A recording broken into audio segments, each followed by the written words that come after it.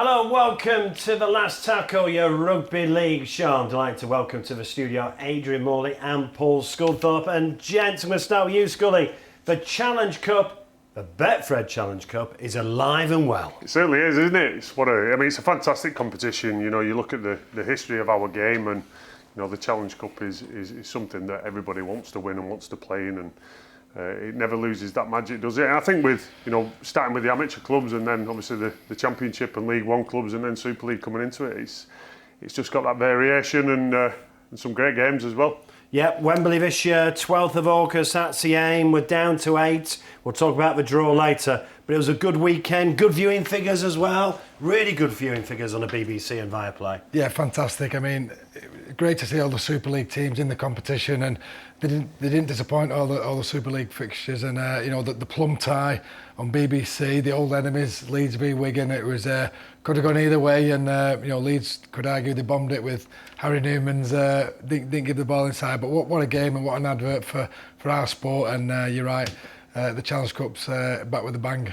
We'll talk about Wigan's comeback in a moment. Let's start with Halifax 6, St Helens 26. Great atmosphere, the Shea, as well. It was a great, you know, and there's a lot of history in the Halifax club. It was always a ground I certainly loved playing at the Shea, you know, when they moved from the old Thrum Hall. You know, Halifax is one of the heartlands of rugby league, isn't it? And I think it was a game that the Halifax fans were very much looking forward to, and again, you know, the crowd didn't disappoint, and a great game. What was Morgan Knowles up to? Do you know what? One of Morgan's biggest strength, he probably his biggest strength, is his competitiveness. You know, he wants to win everything. He wants to win every play. Obviously, he's had a moment of madness. So you know, you don't want to ever take that away from a player. What it is, he's just got to be more controlled. And you know, Morgan to chase like he did. I mean, you know, they're being so strict now with the new regulations of, you know, obviously head knocks. You know, in hitting ball players as they passed the ball, you know, it was right on the line. You know, it did right. The ball player kept hold of the ball, but I mean, obviously it was a clumsy high tackle, and you know, he's going to pay the price. And it was his first game back. You know, after a 5-week ban. You know, I think he's obviously he's been on the sidelines more than he's played this year. And for me, that's one of the problems with St Helens at the moment, is there's too much indiscipline and there's too many good players spending too much time in the stands, not on the field. How do you put that right then? They've got to make the players more accountable, and you know, there's no doubt Wello's said it numerous times in his post-match, you know, analysis, and the players have got to be made accountable to this. You know, there is far too many players missing games, and we know that everybody loves the gladiatorial game of rugby league and the physicality. You know, we both loved it. That's why we played the game. But the rules have changed, and players have got to learn to adapt. And you cannot spend, you know, more time on the sidelines than you are on the pitch. And there's too many Saints players doing that. Yeah. Never thought I'd come to you and ask you about discipline. No, well, the thing is, I agree with Scully. Some of these challenges and efforts, even 3 or 4 years ago, were encouraged, and there was nothing wrong with them. But the game's changed, you know, for the better, for, you know, stamping out all the head knocks, etc. So you just can't do these type of challenges anymore. But it's not so bad for Matty. But you know, if you get an old dog, you can't teach an old dog new tricks. But he's a young dog at the moment, so just needs to get rid of the silly, rash decisions. But I agree with Scully. You need that competitiveness, you need that aggressiveness. But that's why we love a game as well, isn't it? Yeah, you've just got to channel it a lot more and a lot better in these modern times. Morgan Knowles is one of the best players in the competition, and you know, you want to see him out on the field. And as I say, one of his best traits is that competitiveness, that will to win. And you certainly don't want to lose that. It's just got to be controlled with the way the game's gone. Also on Friday, we had Wakefield losing to Lee. Lee won 40-12 at Wakefield. Hull KR, what a season they're having, 50-0 against Batley. Then we move on to Saturday. We mentioned it at the beginning. What a game. Leeds 14, Wigan 18. Obviously, a lot was made of Harry Newman. He didn't offload and scored. Then he didn't offload and got tackled. Yeah, well, that's what these games are so tight and close come down to. One error or mistake can cost you to being in the round for the next draw. But yeah, I remember Harry as a young kid, fantastic talent. You know, one of the best young English talents we've got. But he got it wrong on that occasion, and Leeds they're not in the bag, and Wigan are. It's as simple as that. How disappointing it is for Leeds at home, 14-0 up. It is disappointing, with a lead like that, particularly coming off the week before when they did a right job on Wigan. Second half performance. Fantastic, and that would have, give him loads of confidence going into Wigan. 14-0, you thought, they're going about the business here. But, the old Wigan never say die. They got themselves back into a position. I still thought Leeds should have won it and could have won it. But, Wigan, the Cup Kings, they're in the bag and Leeds aren't.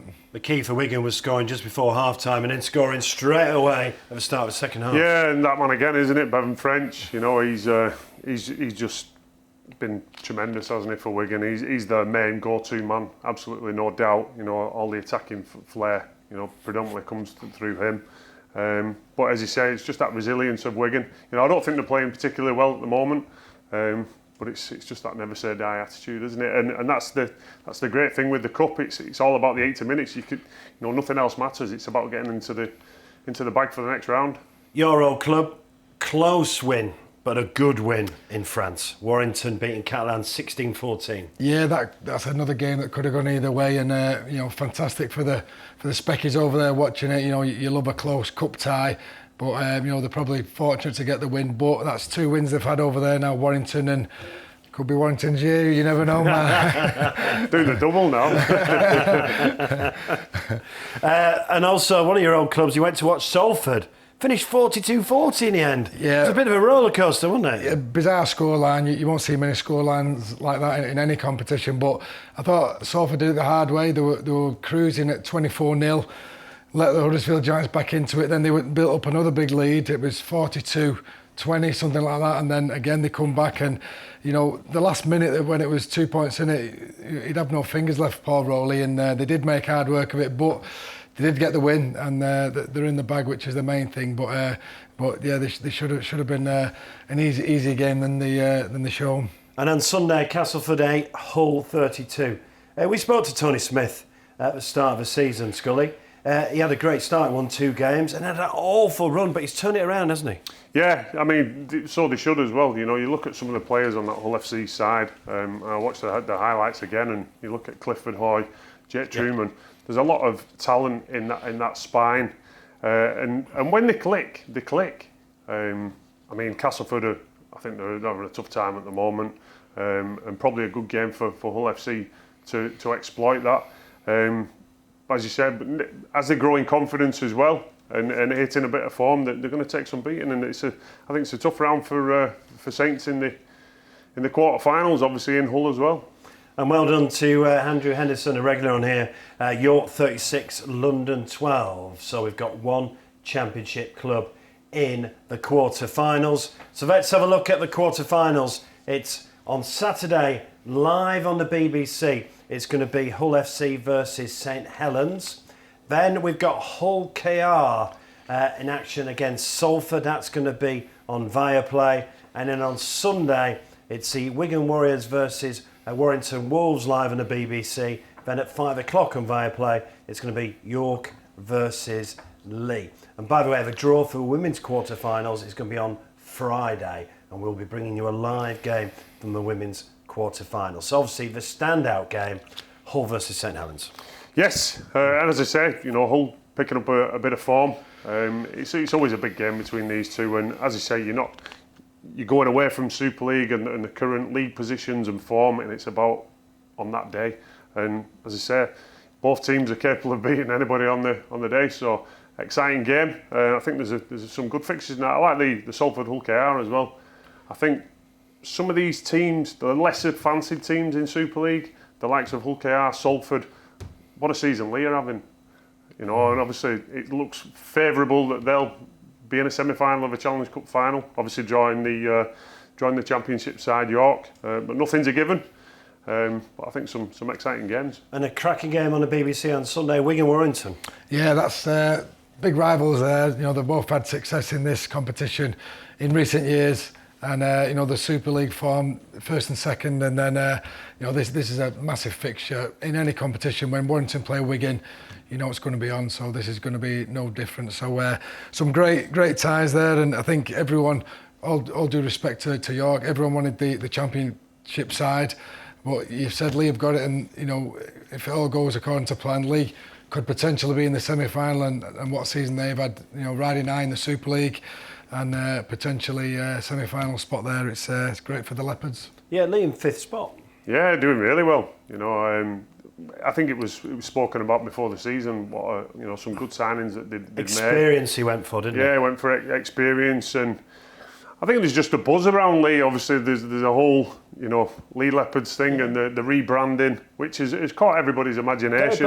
Derry's done a great job. He's done a great job. I would say any publicity is good publicity, and it's really caught people's imagination. But they're backing it up with performances. At 5th position, I think there's the 7 from 12 in Super League, and again just growing with confidence. And if they make a Challenge Cup final, it's somebody better turn the lights out in League. There'll be nobody left. Just the games they've lost as well. They've competed very, very well. It's not as if they've been had the floor wipe with him. So they are the real deal this year, and Lee could do the double. You never know. You never know, Mark. You're going to like the next few minutes because we're going to talk Warrington. What a contrast it's been to 12 months ago. And let's hear from one of the new faces at Warrington, Josh McGuire. You started this season, and I'm not sure what Daryl Powell's told you with the expectations of Warrington this season, but I imagine it's changed with how good you've been playing since the season started. How are you managing those expectations? Obviously, you're now the favourites to probably get to Old Trafford at the end of the season. How are you finding the pressure? Yeah, well, I think there was an expectation when we all come in. I think obviously the group underachieved, a lot last year. They went through a lot of changes, but our expectations were to be thereabouts at the end of the year. Obviously, we've started quite well.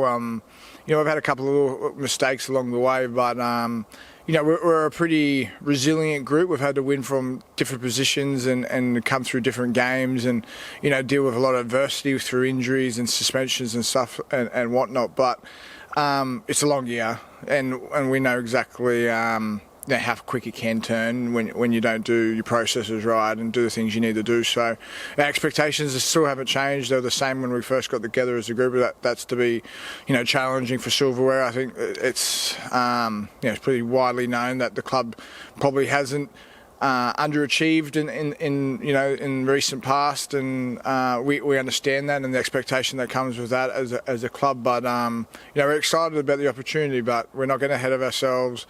Every week's a new process. Obviously, you could look at the competition at the moment. Any team can lose on any day. So, we're very fortunate to have some very skillful, classy players, and then, a couple of older fellas in there, a bit of experience. So we've got a good balance at the moment. But we're tempering our expectations that we want to be there, but we know it's a long road, and Rome wasn't built in a day.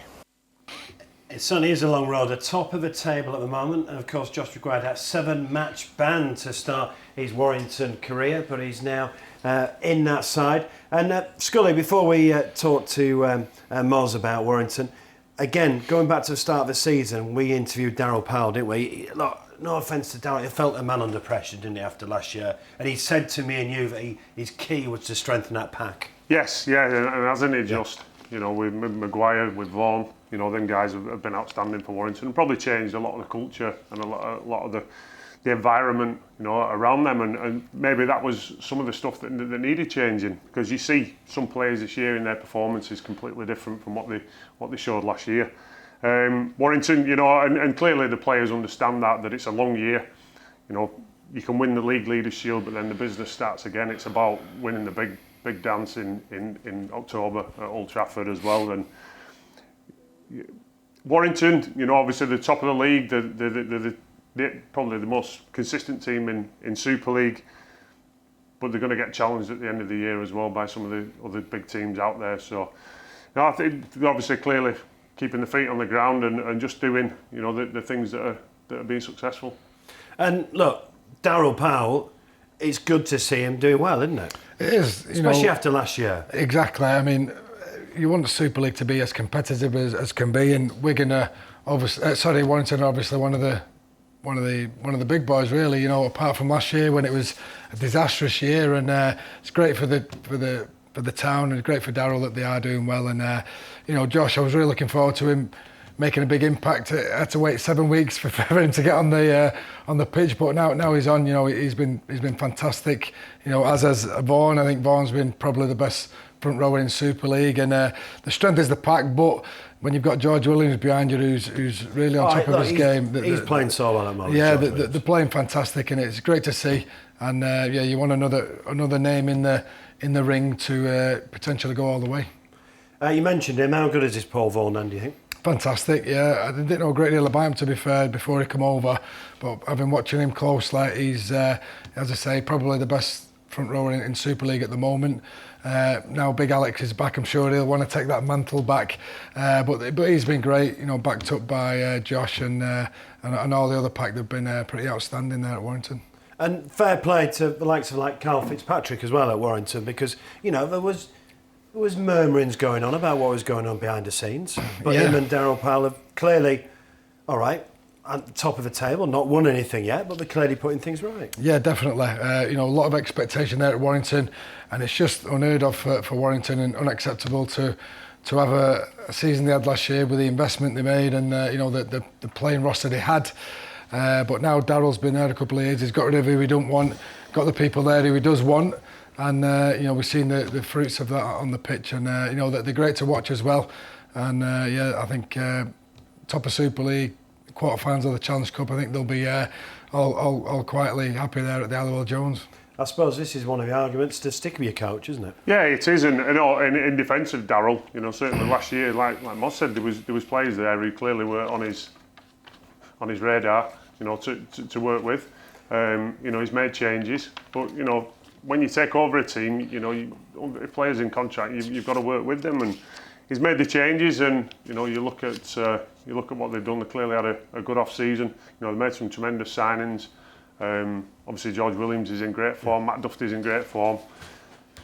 They're a different side. We're going to do it.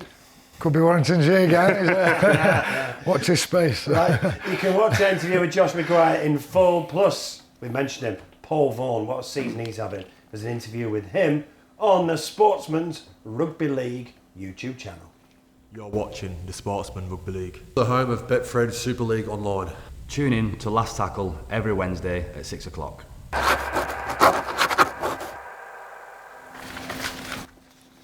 Hit subscribe. We'll give you some details of some live matches very, very soon. Got a very special show next week. We're going to be at Newcastle ahead of Magic Weekend. But this weekend, it's a summer bash. Watch this. Welcome along to the weekend that we have all been waiting for. It's time to get the summer bash underway. He gets a quick fire double.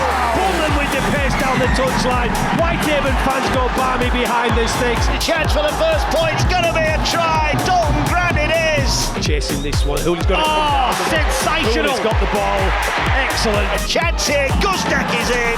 And Jones now is through. Has he got the pace to get there? What a score. 5 metres out. They're going for the kick. Oh, it's caught. And there is the veteran Danny Kermond.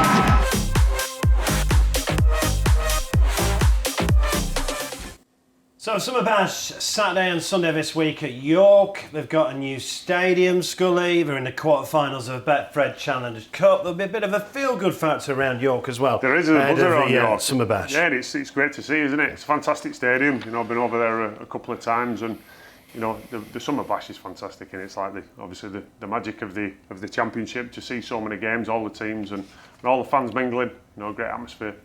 Great to see the championship in a spotlight as well. Definitely. And Blackpool was great, but I think York's a fantastic city to have something of this nature, and all the teams to play there, and the weather's going to be nice, and get yourself out, have a few refreshing, quiet drinks, and it should be fantastic. Yeah, so if you go to Summer Bash, enjoy it. The weather is going to be cracking, as Moz has just said. Right, let's talk round 13 of the Betfred Super League. Live on Sky on Thursday night. I know we often say this, but I think this could be an absolute cracker. Hull KR going great guns. Hull KR entertain Wigan. This is second versus third. Yeah, it's a massive game, isn't it? And Hull KR they're buzzing at the moment. Obviously in the bag for the Challenge Cup and riding high in Super League. But you just see the confidence in that club. You know, everything around it. You know, the off-field stuff as well. You know, it's a club that's buzzing. Named a couple more signings this week as well for the fans for next year. Sean Kenny-Dow retiring at end of season, joining the coaching staff. I think they'll really be going into this week we're favourites. I think against the Wigan side, who are not playing well, they've picked up some injuries and maybe some long-term injuries. Willie Isa, Ethan Havard and Kai Pace-Paul. Going to be missing some players. Matty Pete's already said he might have to dip into the academy and the pathways. So I think Hull KR, it's a tough place to go at the best of times when you're playing well. So I think it's a tough game for Wigan. Hull KR going great guns this term. They are, and they did a job on Wigan at the start of the year as well, didn't they? So, we speak a lot about confidence in our sport, and they're absolutely oozing with it at the moment. And I agree with Scully. It was a really tough place to go, Hull KR's home ground. So I agree with Scully. I think Hull KR will be slight favourites, but you can never write Wigan off. But it's going to be a fantastic fixture. Live on Sky on Friday night, Leeds versus St Helens. St Helens won 9 of the last 10 meetings, but the last game went to Leeds at St Helens. It was 24-25 to Leeds, the visitors.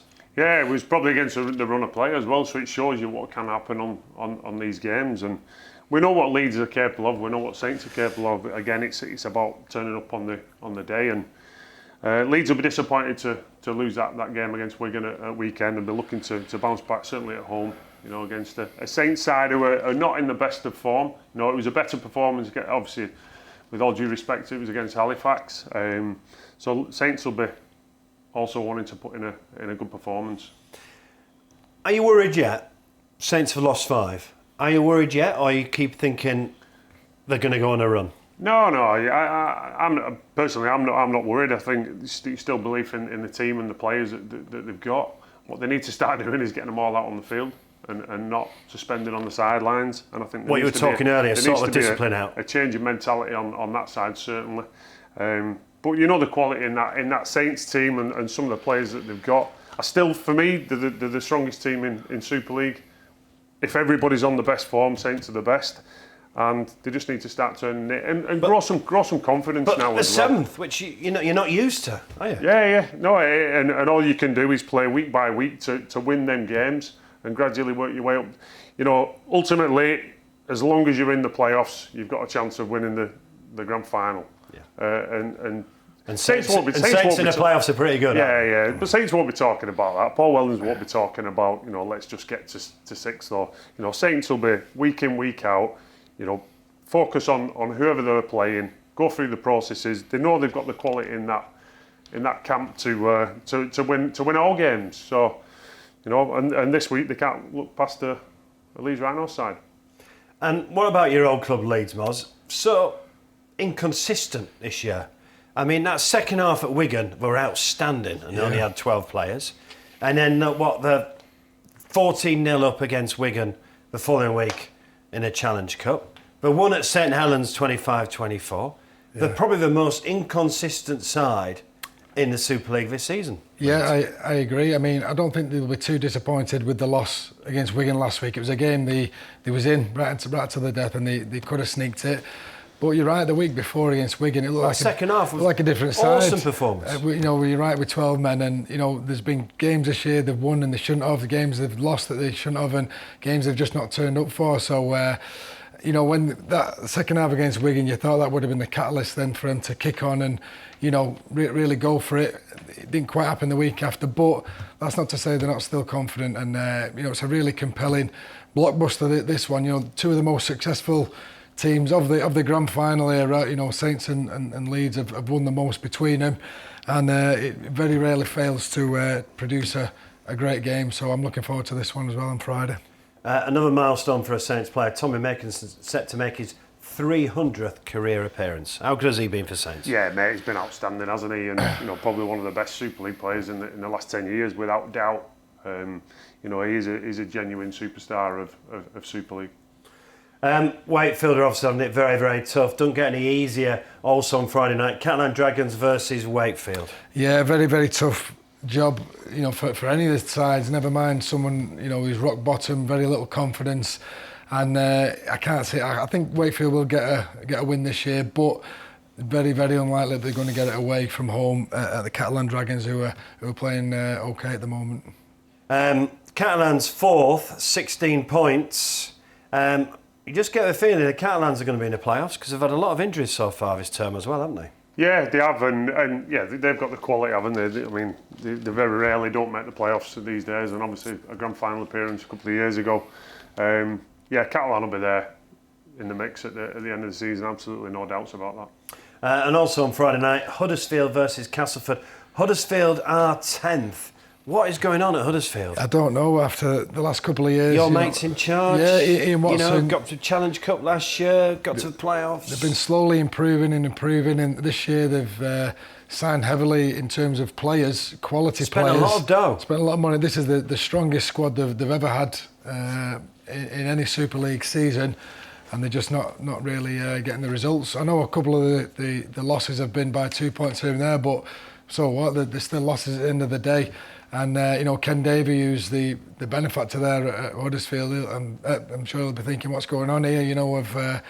So I've got this fantastic squad assembled, and we're not getting the win. So it's a really tricky game, this, actually, because Castleford are desperate, and Huddersfield are not playing particularly well, so they'd have to be on the guard, Huddersfield. I still think Huddersfield will get the win, but if they're going to start the season off and kick it off and get a bit of form together, they need to start winning and winning soon. And I think it's a must-win this for Huddersfield, even at this stage. I just think it's inconsistency, isn't it, with Huddersfield? And we talk about signings at the beginning of the year, but for me, the Rocks or Diamonds. They've kind of signed players who we know are capable of winning games on their own, but not consistently. And that sums up Huddersfield's season so far. Warrington Lee also on Friday night. It was going to be a tight one. I still think Warrington are going to be too good in this fixture, but Lee are going to have their say, definitely. And the final game of the weekend is going to be available to stream on the Our League app. Salford versus Hull on Saturday, and you're doing the co-coms. I am doing the co-coms. Yeah, I'm doing Our League on Saturday, and again another compelling Super League fixture. Salford to score 42 points. You think that'd be enough to beat any side, but on the flip side, they did let 40 points in, which is a bit of a worry. Hull FC are going particularly well and very confident, so it's going to be tough for the Salford Red Devils on Sunday. But I can't go against my old club. I'll say Salford just to sneak it by a couple of points. Yeah, I agree with Moz, I think these are two teams that you don't know what you're going to get until the day, and I think it'll be a great game, and I think there'll be a lot of flair. I think both teams love to throw the ball about. We spoke about that spine of Hull FC. The ability in certainly in them three in 6, 7, and 1. But Salford again, led by that man Brodie Croft. Again, it's capable of scoring points. For me, probably the focus of the two coaches this week will be not letting as many in. Will you be able to stay neutral during the co-coms? No, definitely not. But I believe Ken Seo and Tim Laffey are both back Sunday, so that'll boost the Red Devils. But I can't stay neutral. I think a home win for Salford this week. I think certainly with them two massive players back. Laffey was probably the form centre in Super League. I think it's a massive boost for Salford. Stream a game, listen to Moz. Right, so that's round 13. Round 14 is going to be magic. Make this magic weekend one to remember. Oh my word, what a try! 6 Betfred Super League games at St James's Park on the 3rd and 4th of June. Out of your seat action, last minute drama and a party atmosphere. Magic Weekend has it all. Tickets start at just £25 for adults and £12.50 for juniors. Magic Weekend is fantastic in Newcastle. The forecast is very, very good as well for next weekend. Just before we finish, Last Tackle regular Carl Amor has said that's it. He's retiring now with immediate effect. Well, he's had a hell of a career, hasn't he? He has. He's had a tremendous career, hasn't he? Through the Championship, and then a real, inspirational guy for those championship players that you can go on and play in Super League Grand Finals. You know, he cut his teeth with Whitehaven and worked through the ranks, and you know, he's had a tremendous career at St Helens, and obviously doing a great job now on the commentary. And I think he's found, obviously he's retired immediately. I think he's found that he's got other avenues to push himself now, and I think he's enjoying all the schmoozing now. So, but a great career and a great guy as well. Yeah, he's top bloke as well, isn't he? Oh, top bloke, and for someone to go, through the championship, not the traditional way, it shows he's got a lot of grit and determination.